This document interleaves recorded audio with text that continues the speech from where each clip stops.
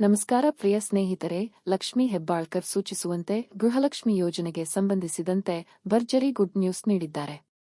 2,000 ಹಣವನ್ನ ಯಾರೆಲ್ಲ ಮಹಿಳೆಯರು ಪಡೆದುಕೊಳ್ಳುತ್ತಿದ್ದರು ಅಂತವರಿಗೆ ಇದೊಂದು ಭರ್ಜರಿ ಗುಡ್ ನ್ಯೂಸ್ ಎಂದೇ ಹೇಳಬಹುದು. ಗೃಹಲಕ್ಷ್ಮಿ ಯೋಜನೆಯ ರದ್ದಾಗುತ್ತದೆ. ಕಾಂಗ್ರೆಸ್ ಸರ್ಕಾರದ ಯಾವುದೇ ಗ್ಯಾರಂಟಿ ಯೋಜನೆಗಳು ಕೂಡ ಇರುವುದಿಲ್ಲ, ಎಲ್ಲವೂ ಕೂಡ ರದ್ದಾಗುತ್ತದೆ ಎನ್ನುವ ಮಾಹಿತಿ ಎಲ್ಲಾ ಕಡೆ ಹರಿದಾಡುತ್ತಿತ್ತು, ವ್ಯಾಪಕವಾಗಿತ್ತು.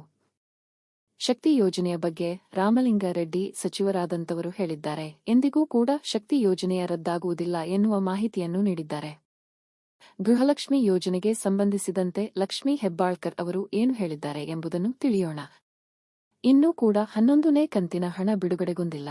11ನೇ ಕಂತಿನ ಹಣ ಬಿಡುಗಡೆಯಾಗುವುದಕ್ಕೆ ಮುಂಚೆ ನೀವು ಗೃಹಲಕ್ಷ್ಮಿ ಯೋಜನೆಗೆ ಅರ್ಜಿ ಸಲ್ಲಿಸುವಾಗ ಕೆಲವೊಂದಿಷ್ಟು ದಾಖಲೆಗಳನ್ನು ಸಲ್ಲಿಸಿದ್ದೀರಿ. ಆ ದಾಖಲೆಗಳನ್ನು ಮರುಪರಿಶೀಲನೆ ಮಾಡಲಾಗುತ್ತದೆ.